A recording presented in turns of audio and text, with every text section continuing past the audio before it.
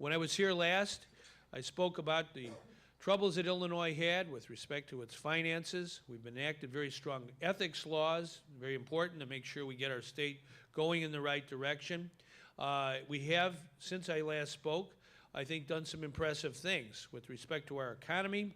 Last year, we created more jobs in Illinois than any other state in the Midwest, by far. Wisconsin, Indiana, way behind. Illinois was number one. We were fourth in the nation at job creation. Our friends in New Jersey, I guess their governor was here not too long ago, they were last in the country at job creation, okay? The day he arrived, I was in Bloomington, Illinois, Bloomington Normal, where we announced 1,200 new jobs at Mitsubishi making vehicles. We do that very well in Illinois. We know how to make things. A year ago, Ford announced a $400 million investment on the south side of Chicago, making a new Ford Explorer that's 30% more energy efficient, fuel efficient, a new shift. Those workers are one of their best in the whole world. And same way with Chrysler, Fiat Chrysler now in Belvedere, $600 million investment in Illinois. Navistar, taking jobs from Indiana and consolidating and building and growing here in Illinois. They make all kinds of vehicles, Navistar. They're into manufacturing, and they know where to go when it comes to good, hardworking men and women in building and making things. Boeing, for the first time ever, building airplanes on the Illinois side of the river. So we're very, very happy with the economic growth. We have a long way to go. We knocked down our unemployment last year in Illinois. I consider economic growth our fundamental and highest priority. Everything in our government at the local level, state level, should be focused on growing the economy, because the best way to help people is a J-O-B. It's the best way to fight crime, best way to fight poverty, best way to keep families together. So we have to keep creating jobs, and that's what I want to focus on as governor. Everything we do in our government is focused on that. One of my ideas is to take the debt, about $8.7 billion of unpaid bills that Illinois has had, accumulated over many, many years, Democrats and Republicans. Governors, both Democrat and Republican, help create this debt. Well, we have to deal with it. We have to pay it. The honest thing to do to help businesses in Illinois that do business in our state, to help, for example, RTA, that's owed $280 million. That's the CTA, Metra, PACE. They get people to work. I believe in work. I think that's one of the best things human beings can do, is labor and work, and we honor work. So the folks who are getting our men and women to work, they got to get paid what they're owed by the state of Illinois to keep the trains a running. And so it's important that we pay these bills and pay them promptly. Over the years, 6, 8 month delay, slow pay in paying the bills. We have a plan, it's called a debt restructuring plan. Now, we already owe the debt.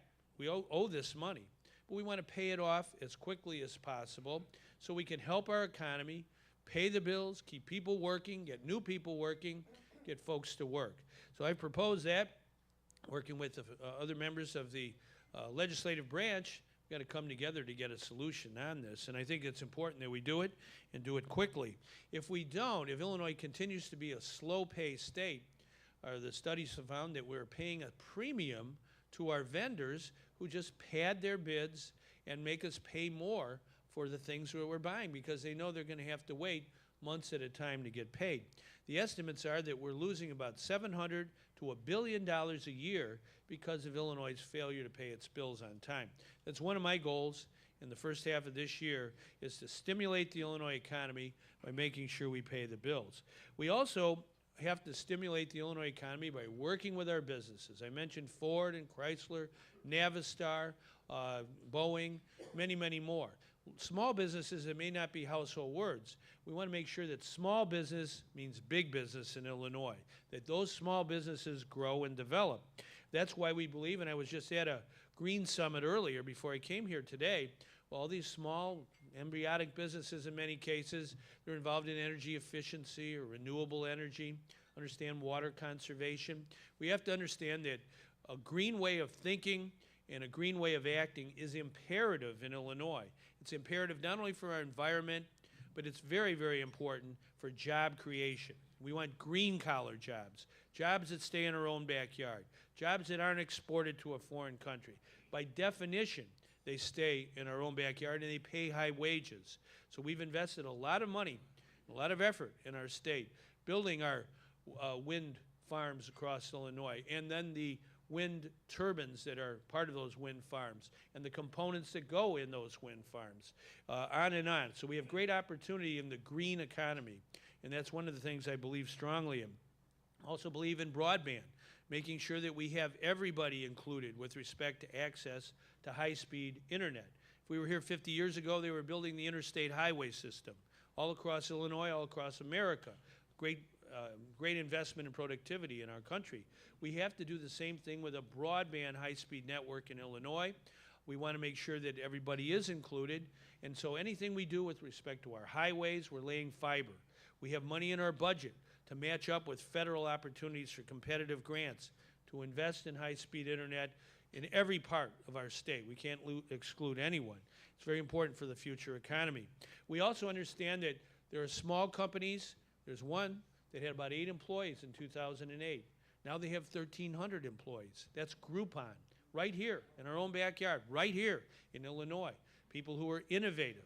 We can't miss the boat when it comes to technology.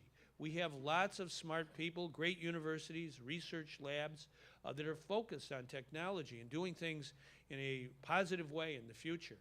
Groupon, for example, is the fastest growing company ever in America. And we've got to work with companies like that.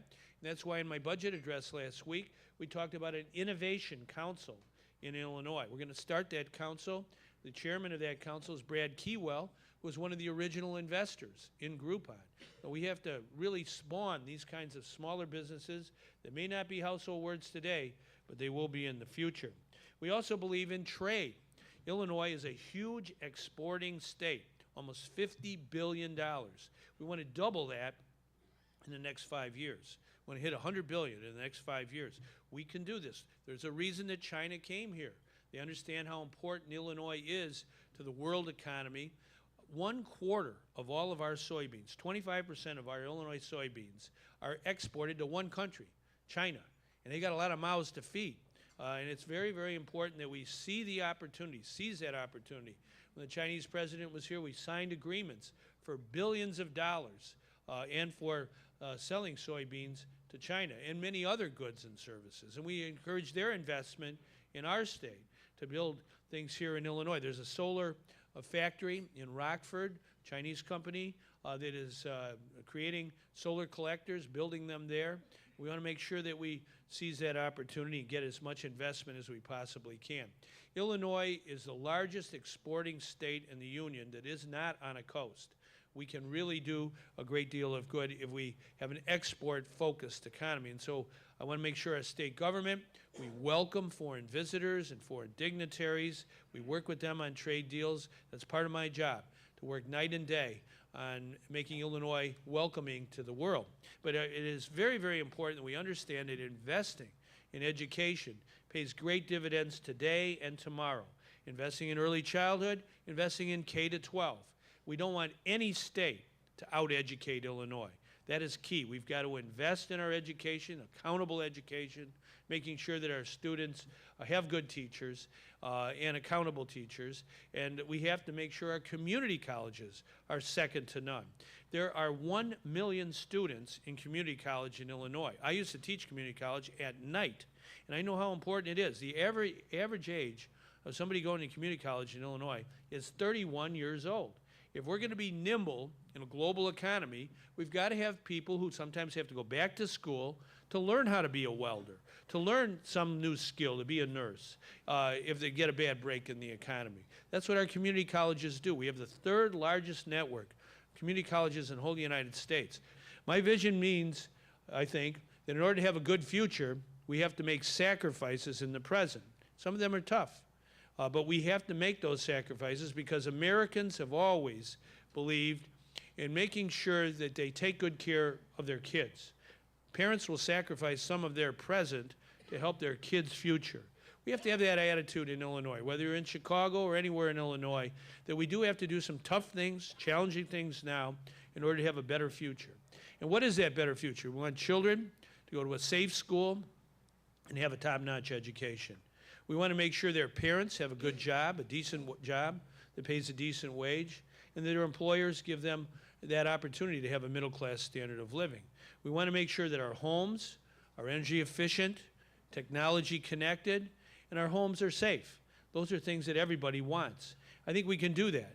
I think it's everybody in and nobody left out when it comes to building a better Illinois. And I think all of us today believe in that mission, and if we come together, work together in good faith, we can make the will of the people the law of the land. Thank you very much.